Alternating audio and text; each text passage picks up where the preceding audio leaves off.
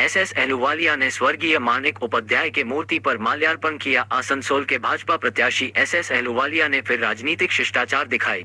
आज बाराबनी में road show के दौरान जब वह तृणमूल विधायक सह आसनसोल के मेयर विधान उपाध्याय के क्षेत्र में पहुंचे तो उन्होंने गाड़ी रोककर विधान उपाध्याय के पिता स्वर्गीय मानिक उपाध्याय के मूर्ति पर माल्यार्पण किए। माल्यार्पण के वक्त उन्होंने मानिक उपाध्याय अमर रहें का नारा भी लगाया। वहीं पिता की प्रतिमा पर माल्यादान करने पहुंचे भाजपा प्रत्याशी को युवा टीएमसी नेता मुकुल उपाध्याय ने पैर छूकर प्रणाम किया। एसएस अहलूवालिया ने कहा, ये कोई राजनीति नहीं है।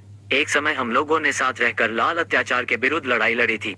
तब बर्दवान जिले में हम लोग गिने चुने लोग थे जो माकपा के विरुद्ध लड़ रहे थे। तब ये तृणमूल नहीं था। आज वो जिंदा होते तो मुझे हाथ पकड़कर अपने घर ले जाते और भात खिलाते। वहीं स्वर्गीय मानिक उपाध्याय के पुत्र श्री अहलूवालिया पिता के मित्र के तौर पर आए थे, इसलिए उनका स्वागत किए, किंतु वो जिस सांप्रदायिक पार्टी में है उसे हम लोग कभी नहीं स्वीकारेंगे।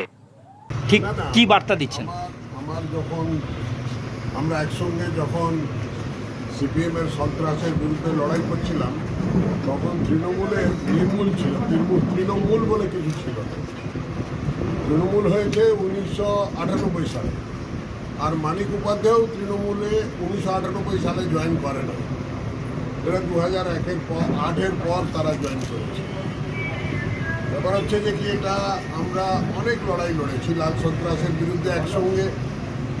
ওর একটা হাত উড়ে গেল, তাও সে নিজের লড়াইটা ছাড়লো না। আর সারা বর্ধমান জেলায় আমরা একসঙ্গে লড়াই করেছি, কাঁধে কাঁধ মিলিয়ে লড়াই করেছি।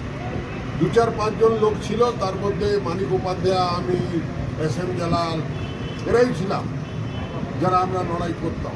আমার বন্ধু হিসাবে আমি কাকুকে প্রণাম করলাম, কাকুকে রিসেপশন। ওটাতে আবার রাজনীতি করছি, কিন্তু যদি কাকু রাজনীতি করতে এসছে, কাকু এমন একটা সাম্প্রদায়িক দল করছে যে দলটাকে পুরো ভারতবর্ষ সাপোর্ট করছে, ওটা তো আমরা কোনোদিনই করি না। এটা কি মনে হলো সৌজন্যের রাজনীতি? সৌজন্য আছে, আমাদের বাবার সাথে বন্ধুত্ব ছিল, বাবার মূর্তিতে মালা দিতে এসছে, ওখানে তো আমাদের মানা করার কিছু নেই। কিন্তু উনি যে দলটা করছেন সাম্প্রদায়িক দল, ওই দলটাকে আমরা হারাবো। উনি যতই আসুক আর যেই আসুক, যেটা রিলেশন আছে ওটা বাড়িতে আসুক।